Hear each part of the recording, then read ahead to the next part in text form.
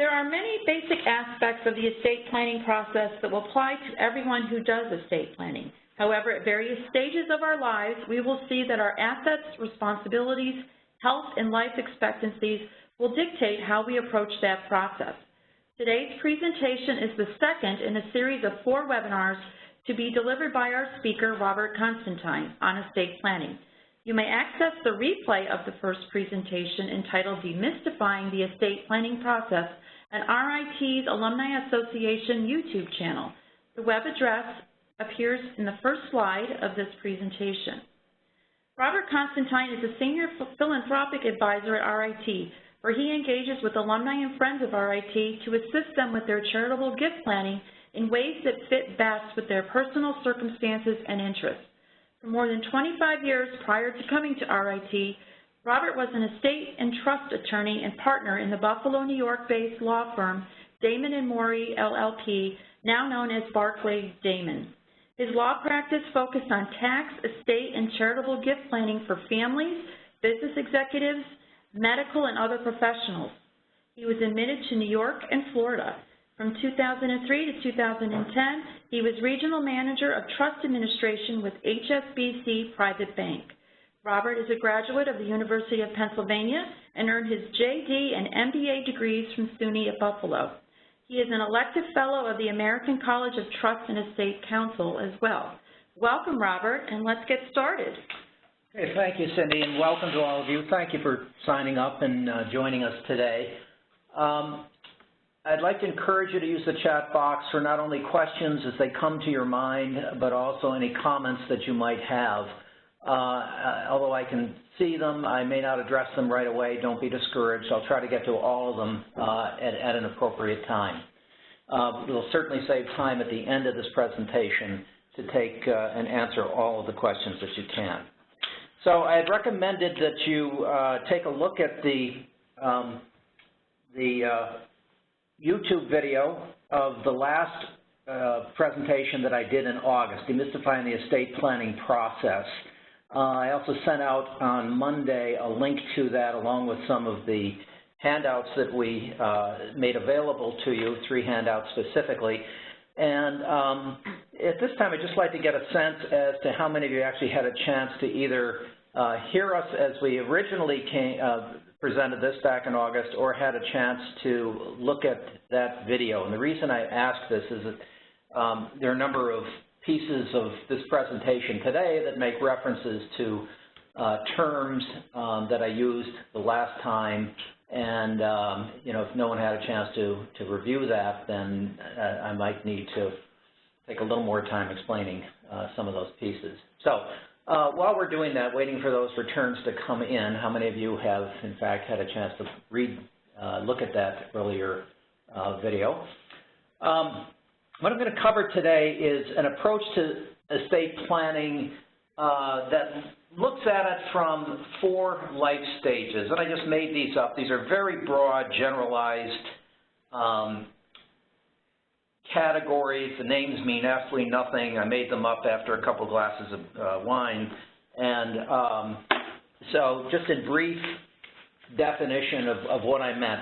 New res, those people who have new responsibilities. I sort of had in mind younger people, perhaps recently married, perhaps starting in their first jobs, perhaps with 1 or 2 new children, perhaps even having a house, things like that. In the time of their life when they have new responsibilities, and their greatest concerns may be making some provisions for young children. The second group is maybe now advanced another 10 years further down the road. We're dealing with people I call builders. They're building, starting to build up some net worth. Some of their loans are getting paid down. They've got some advancements in their jobs and things like that. Kids are getting a little bit older in their school. Third, I refer to as the runway accumulators. These are the people who are getting close to empty nest, or much of the college expense may be behind them for kids. They're actually starting to accumulate some assets, starting to think about retirement a little more seriously. And then what I've defined, the cruisers are the people who actually have reached the age of retirement, whether they've formally retired or not. They're still thinking about a variety of other issues. So if I could use those as some general life stages, I'd like to ask you where you think you might fit into. Which one of these life stages do you think that you fit into? And I would ask you to start that poll response right now. And it doesn't necessarily have to be age. You just, and I'm not keeping track of the names. I just want to get a basic sense. So, okay. While we're waiting for that one to come, let's talk about this. All four of these stages have certain aspects in common. Commonality, all estate planning is going to start with organization. You've got to organize your financial information, family information in a meaningful way. One of the handouts from the last presentation was a estate planning questionnaire, which is nothing other than a prompting organizational sheet that I ask you to fill out. It's a way for you to get your information in a single place, and it's also the starting point for when you eventually start to work with your attorney, and where that attorney is going to ask you essentially the same information. Second step is really determine what you're trying to accomplish. Once again, somebody who's in the early stages of planning, the new res type people, their primary focus may be on immediacy for what happens. We have a young child and guardianships. Who do we name as the guardian if something happens to both the mother and the father here? That's a very different approach than what someone who's in post-retirement is thinking about with their particular planning. So get some general ideas of what it is that you want to accomplish. And the third, of course, is to consult with professionals, financial planners, accountants, and, of course, an attorney who has experience in estate planning. I wanted to just to point out, by the way, the next two webinars that I'm going to be doing, one is in March, will be wills, trusts, and other essential planning tools. So once again, it's the estate planning process, just approaching it from looking at what the vehicles are and when you might use certain kinds of trusts. The last presentation will be in June, and it's estate planning for your family and your community. This looks at a variety of different beneficiaries. It may be related by blood. It may be related only because of affection. It deals with people who are planning who may not be married or people who may choose to have their assets pass outside of the family units. So that's what the last one's going to be talking about. So just continuing on. Within each estate planning package, there are going to be some basic, what I call the basic estate planning document package. So every estate planning package will include a will, a durable power of attorney, healthcare proxy, and living will, and then it should involve the process where you've coordinated the beneficiary designations. A will, I'm going to assume everybody knows basically what a will is. Signed in front of a couple of witnesses. It takes effect on death and not before. And so long as you're competent, you can continue to change that from time to time. That'll pass assets that are in your name and in your name alone, and it'll pass assets as you direct. The will doesn't become effective until the surrogates or probate court says that it's effective, and that is the start of what's called the probate process. There was more discussion on that in the last webinar.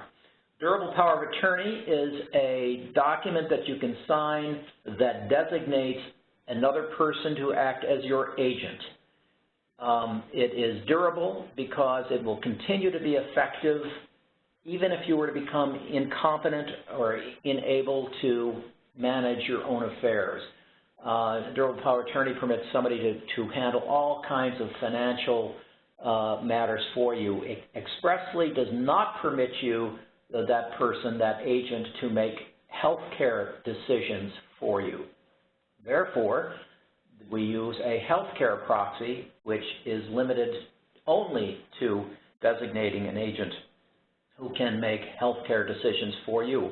Unlike the durable power of attorney, which essentially can be effective from the moment you sign it, and it's in place from the moment you sign it. There are ways to limit it, but basically I recommend that powers of attorney be effective immediately and continuing. You may be on traveling abroad or someplace and you need somebody to take care of something back here.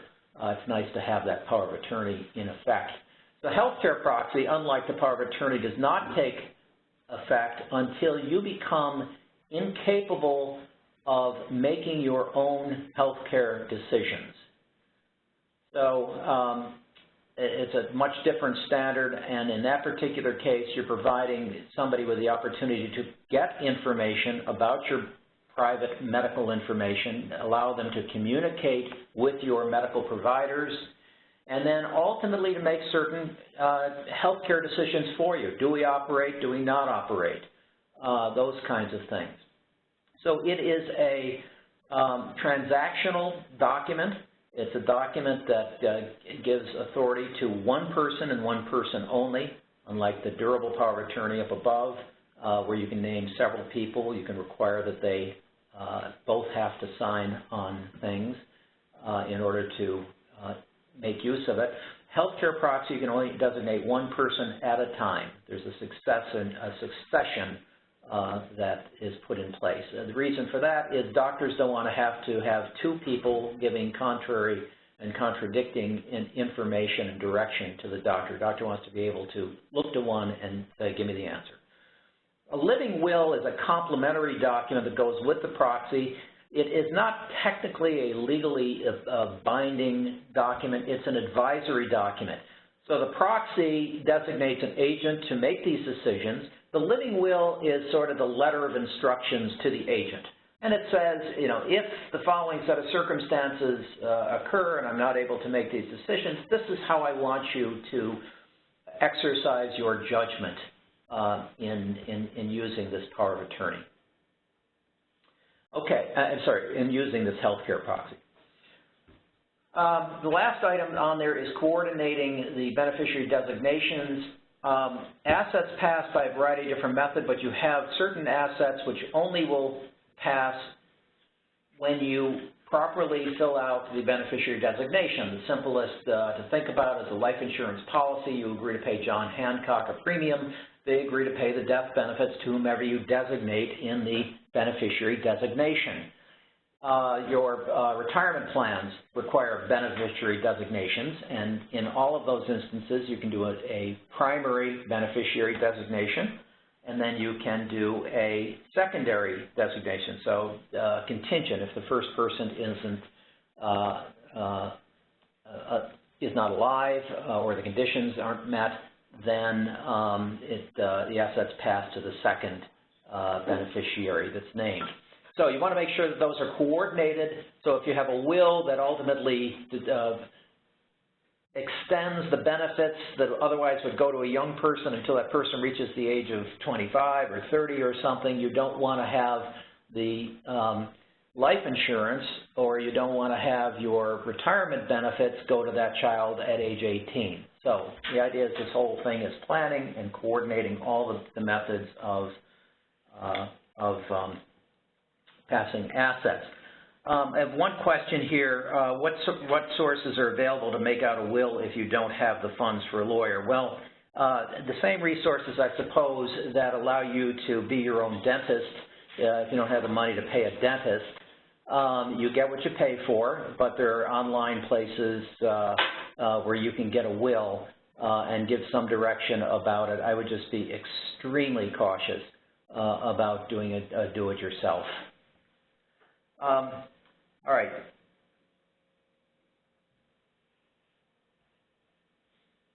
When should you review your plan? I'd suggest review it frequently. There's nothing wrong with every year when you're sitting down to do your tax preparation, you're putting together your financial information for that particular year. There's nothing wrong with taking a look at your estate planning documents just to make sure that they are still current and still appropriate. Are there any changes that need to be addressed? Did you move out of state in the last calendar year? Maybe that's something that suggests that you should be changing your plan.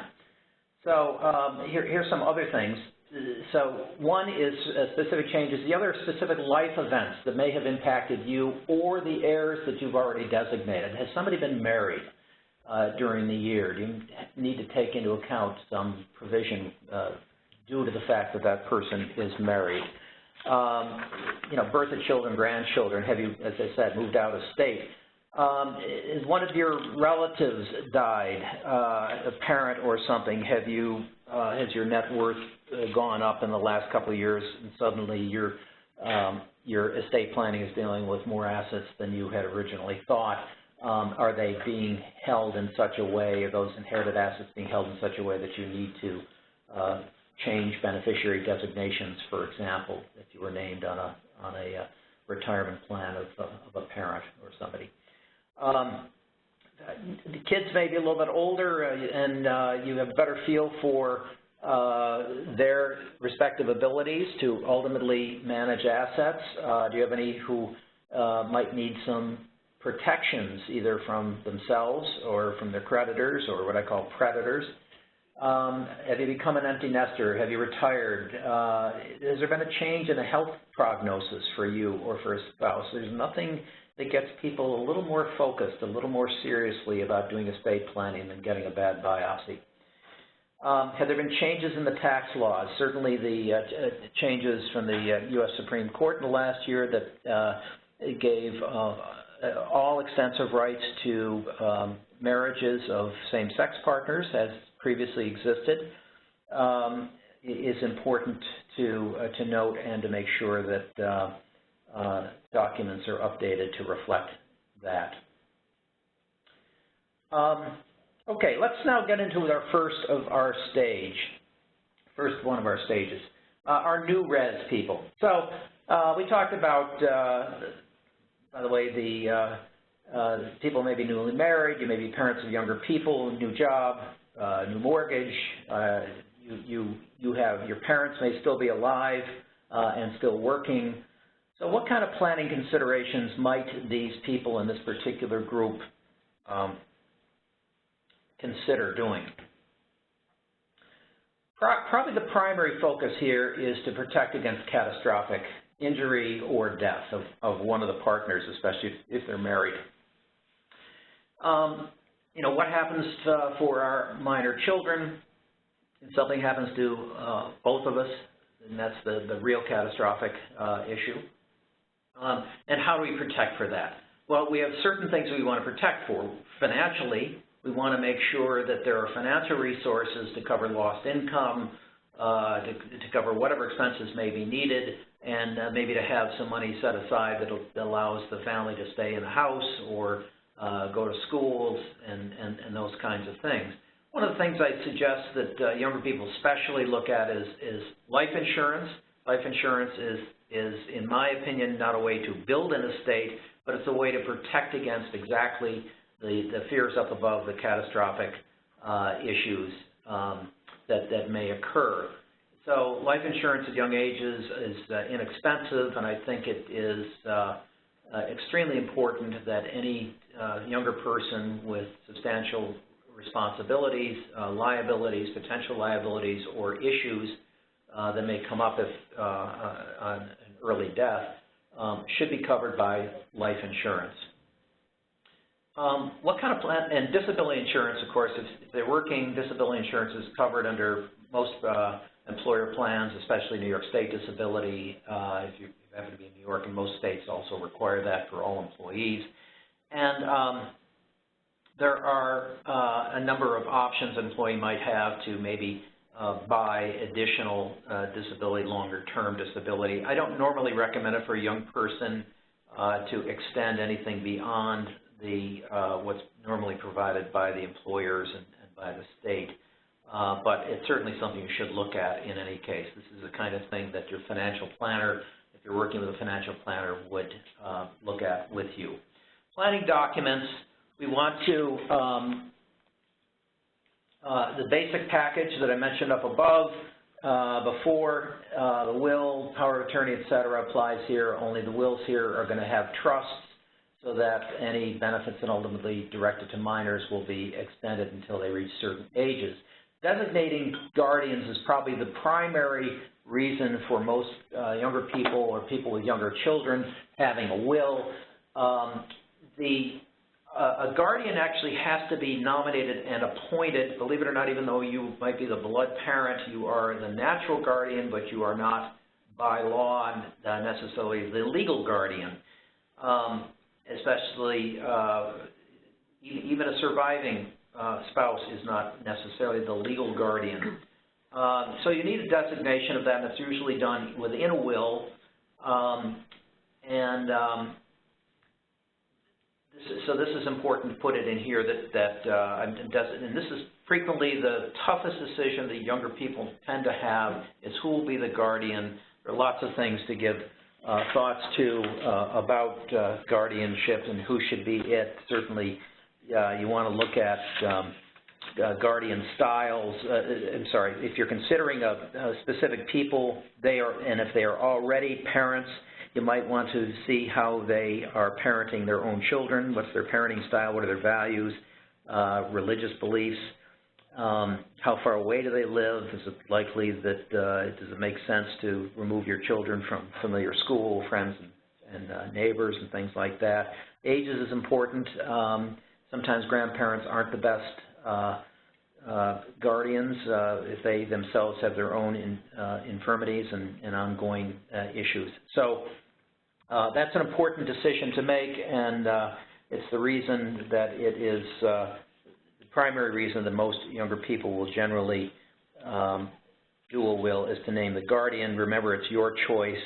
If you don't make it, the court generally has the authority to name a guardian. They will normally go outside of they will not go outside of the parent base unless there's a reason for doing so.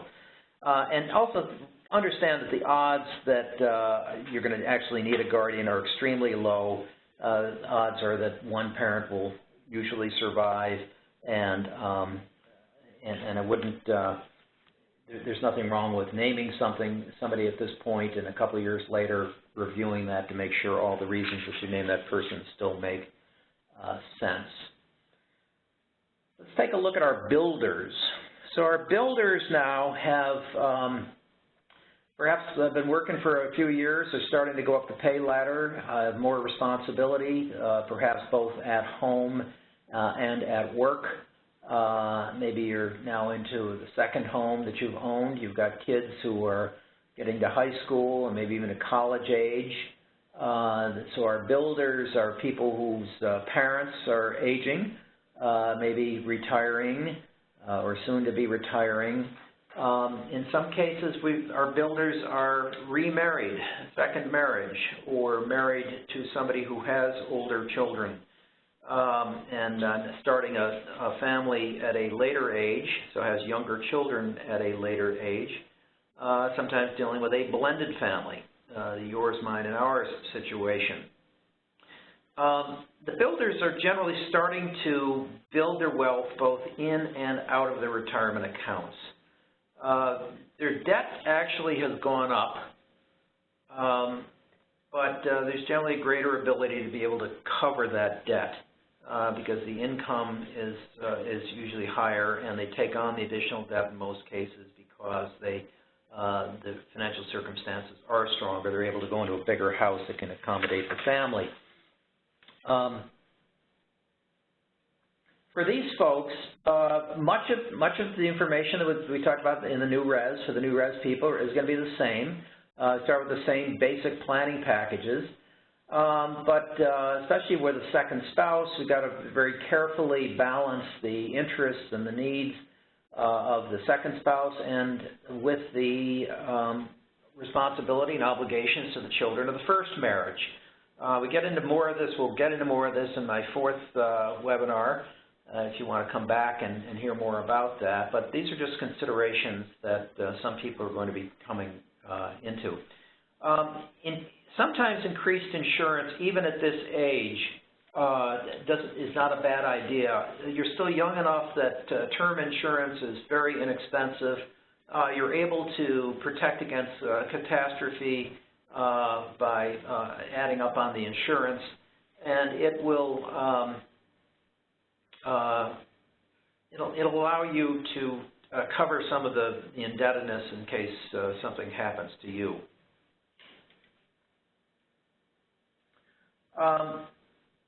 This is also the time that builders now probably have more assets, more things to consider. The kids are older, as I mentioned, and this is not a bad idea to consider adding to the package, the will package, adding what's called a living trust in addition to the will. This is a trust that you set up during lifetime, and you actually move assets into the trust during lifetime. It reduces the importance of the will. Nevertheless, you always, always, always need to have a will as a backup document. And but if most of the assets are passing through the living trust, the importance of probate is much less. Also, the assets that are in a living trust, on the death of the person who sets the living trust up, there's a continuing trustee, so the administration of those assets just continues after the death of the person who sets them up. You want to work with a financial planner, insurance professional, as well as with the attorney in planning on these things. This is also the time you want to reconfirm and coordinate those beneficiary designations. If you happen to be working in a self-employed or have a business entity, you know, this is the time to take a look at the best business structure for you. Do you have a business structure that has partners in them, and if so, are there co-owners? And if so, what's the way in which you're going to deal with the succession of ownership where you have partners? This is the time you start to think about this. It's also a time when insurance becomes important, perhaps to use the insurance. Your insurance is used by your co-owner to buy out your share of the business, for example. This is also the time of life when we first see charitable gifts appear in estate planning documents. You know, people at this stage of life have a greater appreciation for an involvement in their communities, religious and educational communities, and it's not, and they're making annual gifts to a variety of organizations and sitting on boards and things like that. This is frequently the time where we'll see a charitable bequest be put into a will. It's a way to make a commitment without any money coming out of the pocket. So this is at this stage. So I've talked about how trusts work, and you might have provisions in there for trusts for children that allow use of the money beyond income for education. You frequently will extend the benefit of the full use of the money based on the maturity and experience with investments that the beneficiaries have. You might also actually permit the use of the trust assets to have meaningful life experiences travel for a variety of persons. And then important question in the planning is, when should these trusts terminate? At what age? Do you give a partial distributions when children reach 25, 30, 35? At what age do they terminate? And this is the kind of thing that you can be, this is why you continually review the trust and you review your planning, because these kinds of decisions are continually need to be reviewed and revised. Our next group of next life stage folks are our runway accumulators. These are the people who are sort of working up toward, you know, pre-retirement. Many cases, once again, work advancements, higher salary, they're sort of getting near the peak. Children are getting close to being up and out. In some cases, in the later stages of the runway folks, they're actually downsizing residences. They may be dealing with parents of their own who are aging, retired, maybe one has died. I've seen references to this particular life stage is being squeezed. They're still supporting their children. At the same time, maybe they're being called upon to provide either personal services or providing financial assistance to parents. So they're frequently squeezed. So planning becomes very important for them.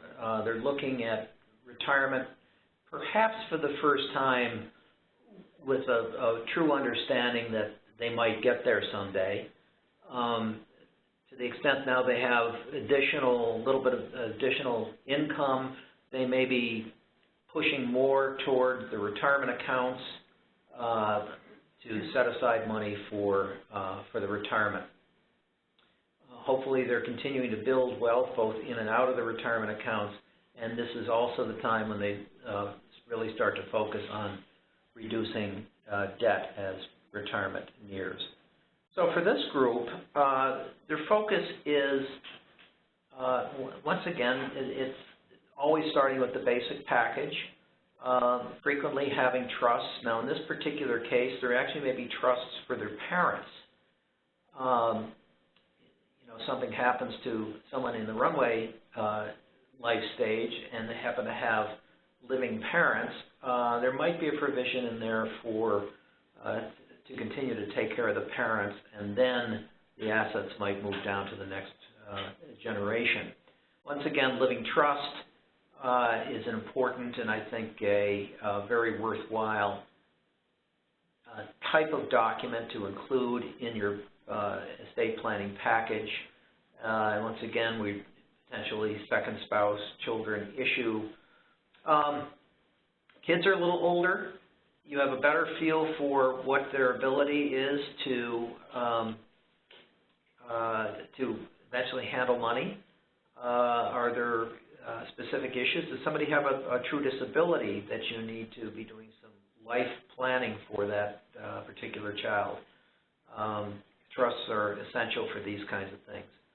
I mentioned business continuation here because, as I said, for folks who are self-employed or working in small companies that they are part of or have started, it's important to do some planning for the business continuation and succession. Your oldest child may or may not be capable or even appropriate to take over the business, and you have to look at these sorts of things seriously. If you have partners or if you have key employees that you have been working with for years, it's essential that you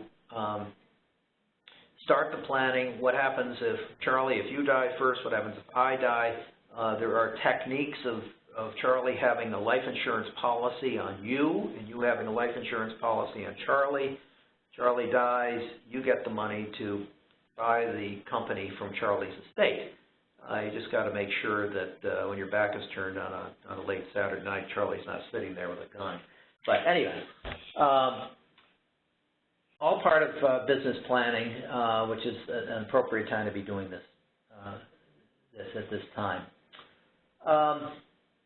This is also the time that charitable interests are continually structured.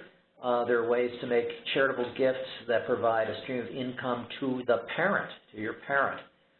Get a big charitable deduction and actually have an income stream that goes toward relieving some of the financial obligations that you might have as you're helping your parent out.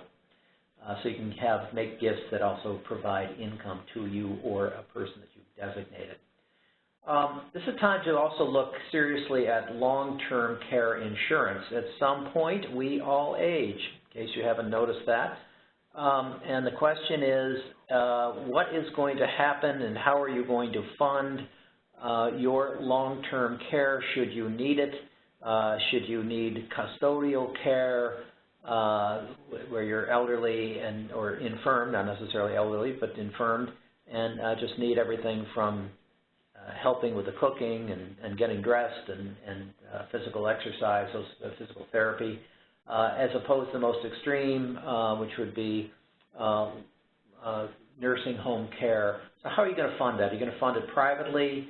Are you going to look for public support for that through the Medicare, Medicaid systems? another possibility is to actually look into purchasing long-term care insurance. There was a very good webinar a couple of weeks ago that you'll find on the YouTube of one of the RIT webinars on long-term care insurance. I would recommend that you take a look at that for a good comprehensive explanation and discussion of things that you should be considering.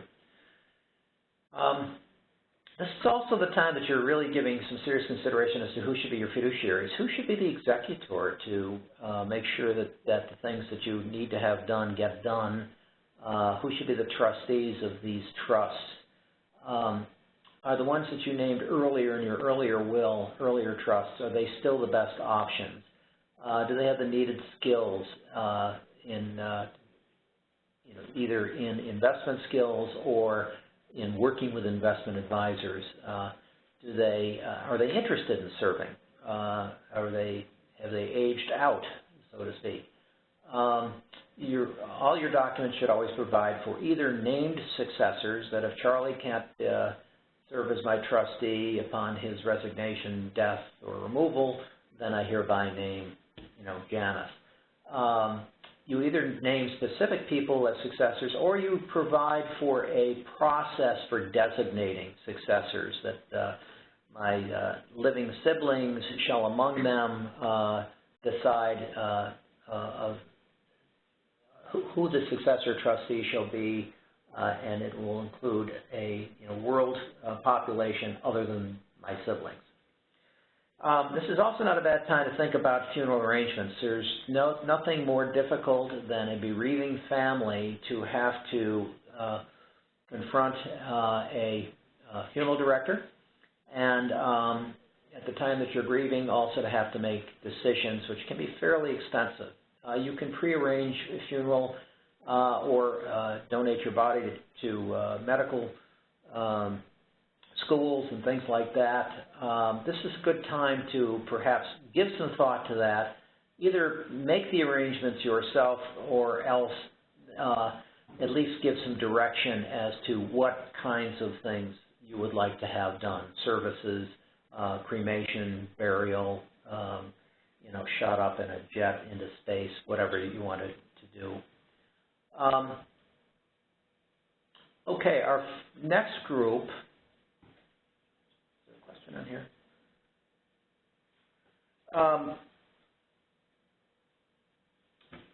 Someone just asked a question of whether to use a maiden name on wills.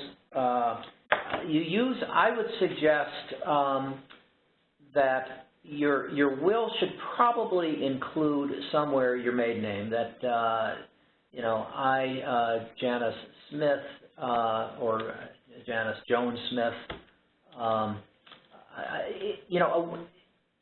It's important to have a maiden name in here if you have legal, if you use that name for business or in the public.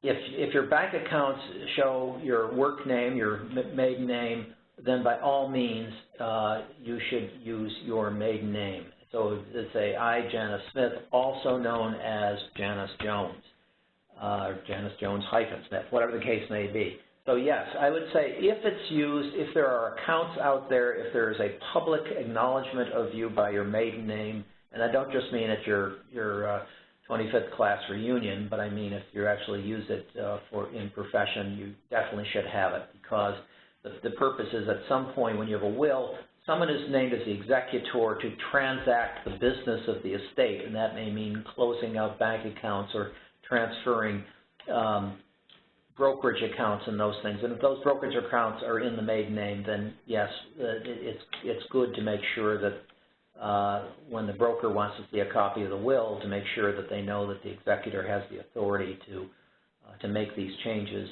that your proper name is in there. So it's a good question. Our cruisers are the next group, and our cruisers are the folks who they have retired or about they've retired in most cases, or semi-retired. And once again, what are they dealing with? They, in some cases, still have a parent alive or two parents alive. Chances are higher now that they have an infirmed parent. They are thinking about downsizing if they haven't already done so. They also start to declutter. What a surprise when your mother calls you and said, you know, you've been married now 17 years, dear, and I think it's time to move some of the wedding gifts out of my basement.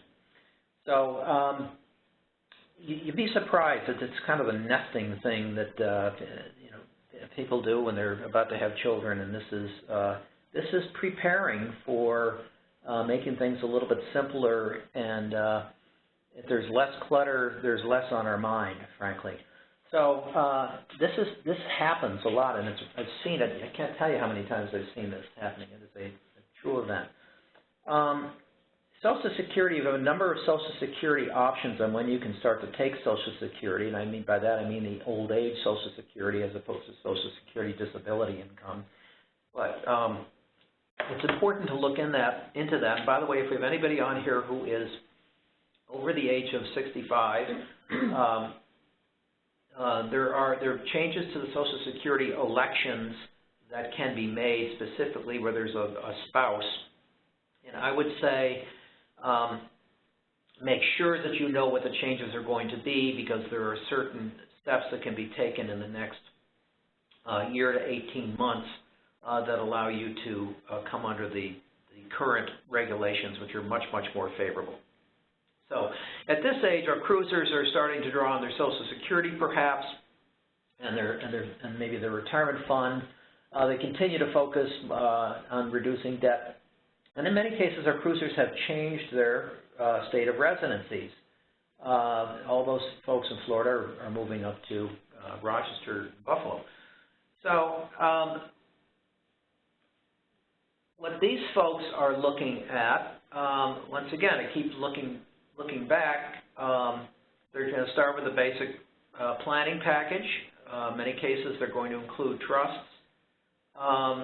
Living trust, I keep pointing this out, that if they have a living trust, they'll continue using that living trust. They're continually reviewing it to make sure the provisions are appropriate and the beneficiaries are still around and still capable of receiving money at the right time when it's time to make distributions to those beneficiaries. There's also time just to continue to look at those beneficiaries. Does anyone need continuing financial oversight? After I'm gone, do I want to make sure that the trust continues a little longer than I might have originally planned for? I got a child with continuing needs and lack of financial responsibility. At some point, they're never going to get the responsibility, and you either give it to them or you give it to somebody else.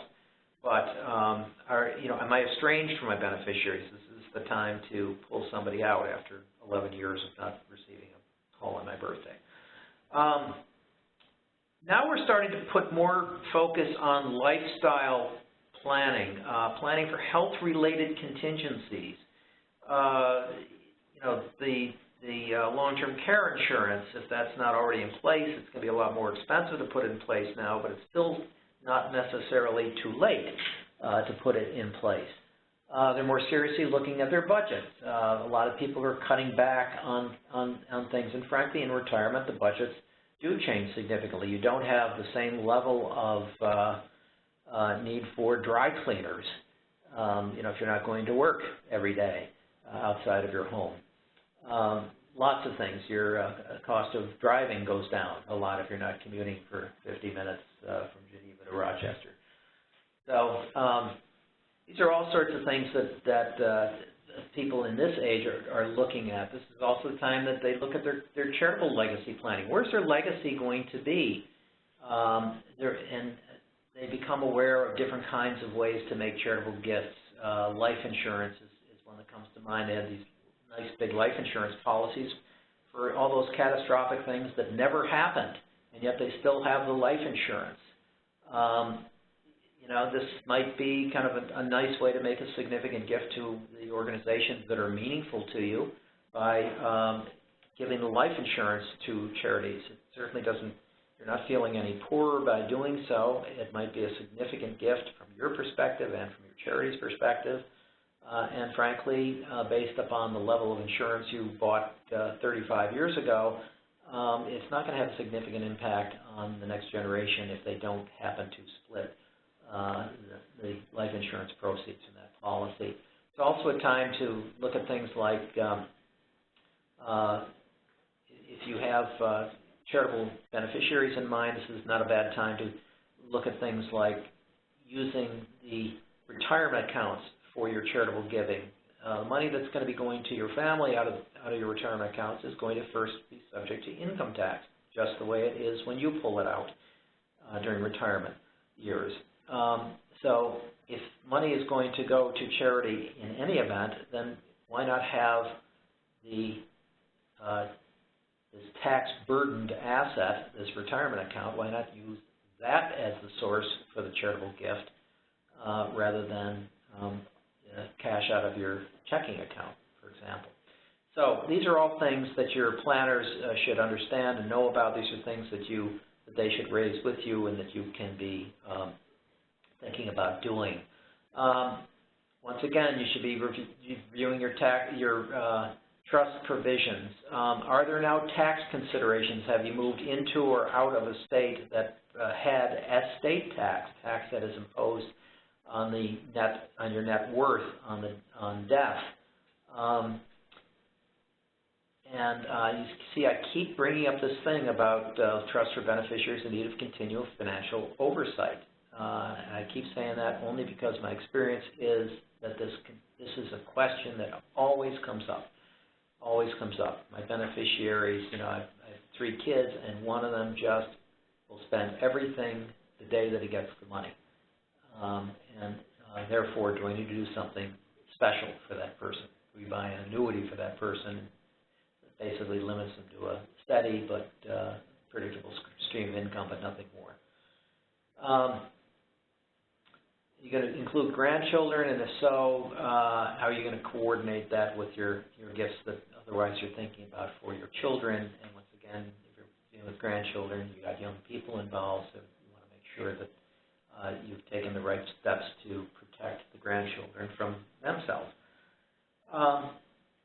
So our cruisers, as I mentioned, are budget conscious, and they're planning for their health-related contingencies that I already talked about. This would be a good time to, we have a question here. The question is, do you have advice on whether or not your legal guardian of minor children should also have control over the financial assets? Thank you for asking that question. Should the guardian be the same person who handles the money for the minor children? I feel fairly strongly the answer to that is no. Those should be separate people. The financial assets, in one sense, the person who is the appropriate person to be the guardian, the one who you want to raise your children in a loving way, the way that you would do it, may very well not have the skills needed to manage financial assets, to either make financial decisions or to hire, to interview and hire investment managers and to oversee that, to make decisions on what's appropriate expenditure of money out of trusts. You can give some guidance, by the way, to your trustees or your financial managers. Give some guidance. Would you expect that the trust assets will be used to send children to a parochial or private schools, for example? It's nice to give them this sort of guidance. Should they be allowed a trip annually to Disney World or whatever, or to visit relatives, especially if they've been, if the parents are gone? Should money be in there that permits them, if it was necessary, to move them away from what was their traditional home? And understand also that a guardian may have 3 children of their own, and you're bringing your 2 into the family, and it's appropriate that the guardian may need to add a bedroom or 2 or a bathroom, or even move to a slightly larger house to accommodate your children. It's appropriate that your financial assets be available to make that move or those renovations happen. So I think it's best when the guardian is not the same person as the person who oversees the financial assets. So thank you for asking that question. So let's see, I think we have one more question. The poll question I'd like to ask for you. Yeah, have you made or are you considering, one, have you made provision for charity in your plans at this time?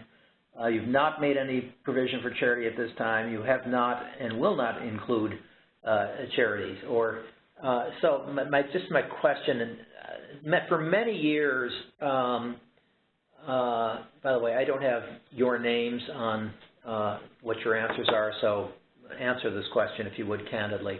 For many years, we did some polling of the surrogates courts to try to understand the level of charitable giving in wills, and monitored that in a number of different counties in New York. So this is kind of a personal interest of mine. So, okay, thank you for answering that. Just so we have about half of you have done something, and the other half have not and don't intend to include charity. Okay. In closing, I want to impress upon you the importance of continually reviewing your plan frequently. Just understand the life stages do dictate need for changes in many instances, and that a plan you may have put into place 30 years ago may not be appropriate for what your needs are today. I'll get to the rest of these questions in a minute that you've been asking. And then think about, our continuing trust appropriate for your heirs? Do they need special protection for themselves? Are there special needs? Is there a permanent disability, somebody bipolar or something like that, that's something that can impact their ability to manage themselves and their assets? And then, are the fiduciaries that you selected still appropriate, and are you working with the right professional advisors? And I've given a fair amount of information in the papers that I did email to you on Monday for those who signed up in advance. If any of you who did not get that email, please reach out to me, and I'd be glad to send them to you. One of them is a series of questions that you might use as you consider retaining an estate attorney. It's questions that you might be asking the attorney to assess their ability to communicate well to you, plans, your plan, and your plan suggestions. But also, it's important for you to just make sure it's a right fit, that they have the right experience for you. Okay, let's take a look at some of the questions we have here.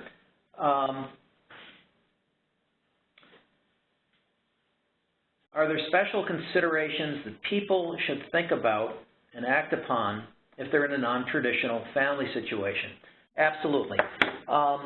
If there's no will, the law provides basically that your assets on death pass to will pass to blood relatives, and so it's important to do planning so that your wishes can be accomplished.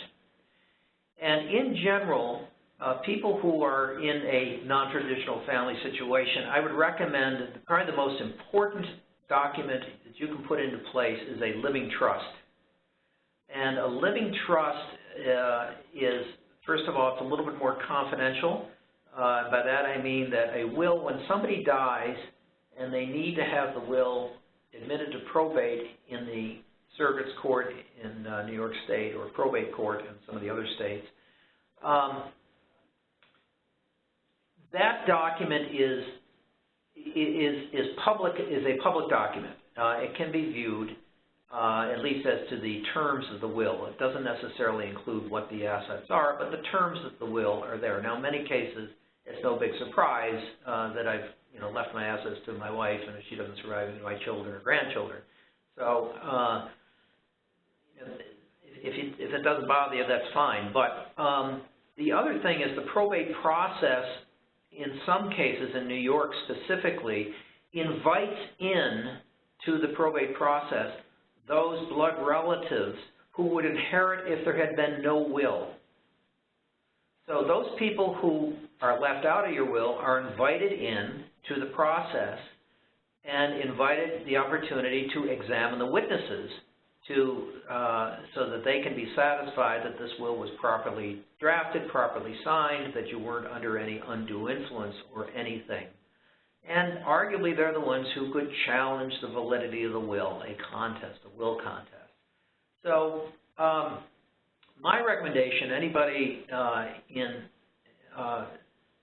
that's why I used living trusts much more as probably one of the most commonly designed documents that I use in the estate planning process. Every estate had, every person had a will, but many of them had living trusts as well. And the living trust doesn't have to go through the court. You don't have to invite the relatives in because the living trust is effective the day that you sign it. And any assets that you transfer into the name of the trust, the Robert Constantine Living Trust, anything that I change, any assets that I retitle into that name of that trust is controlled by the trust. So on my death, the person I've named as the successor trustee just continues managing those assets. But instead of managing it for me, the successor trustee to me will manage it for the beneficiaries that I have designated. So living trust is an extremely important part, and also these beneficiary designations become even more important to make sure, because those are assets that don't pass through a will, and you want to make sure that there's a default clause. So basically, some of the retirement plans will say that if the people you named in the beneficiary designation are not living, then we'll pay it to a spouse, if any, and if none, we'll pay it to children, if any. Well, if you don't happen to have anybody in that group, it goes to your estate. If it goes to your estate, it passes through your will, if you have a will, and if not, it goes through intestacy to the blood relatives I mentioned before. So it's best to make sure those beneficiary designations are up to date, and you want to make sure that instead of it going to your estate, then it goes to your living trust, for example, or to the beneficiary's name in your living trust, something like that. So anyways, good question. Thank you. The next question, what's the typical cost for setting up a trust and administering it versus a will? Thank you. That's a good question. A little more cost up front, a lot less cost down the road, I think, and emotional cost as well, as I already mentioned, if there's ever a will contest. It all depends. It depends, of course, how well organized you are, how much consultation as opposed to just transactional putting the trust together. Any estate attorney worth of salt will want to go through the plan with you, make sure you understand all aspects of it.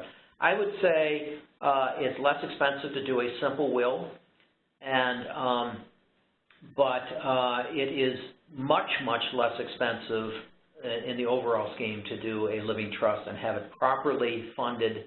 So part of the expense of setting up a living trust is the attorney usually makes sure that you fund it properly and immediately, otherwise it's just sitting there as a shell and without as much significance. Okay, I'll take one more question. And so the cost on that for Joe is anywhere, I would say, from maybe $1,000 to up. Someone who's got $10 million of assets and companies and privately held companies and things like that, it's going to be much, much more expensive. For most of us with a straight situation, and everybody thinks they have a simple estate plan, believe me, they don't. It'll be assumed somewhere in the $1,000 to $2,500 range for a good, well done will, trust, power of attorney, and those sorts of things. Okay, thank you. I think we'll have to wrap it up there. We do, Robert, so thank you very much. If there are any additional questions, you are welcome to send them. We will get them directly to Robert. Robert, you can email them to ritalum@rit.edu. Robert will be back in the spring with 2 additional webinars on the estate planning topic. Look in your inboxes for invitation to those. Coming up next in 2 weeks, Lean Six Sigma in 60 minutes. That's all the time we have today. Thank you for joining, and thank you to Robert for being our presenter. Have a good day. Enjoy it.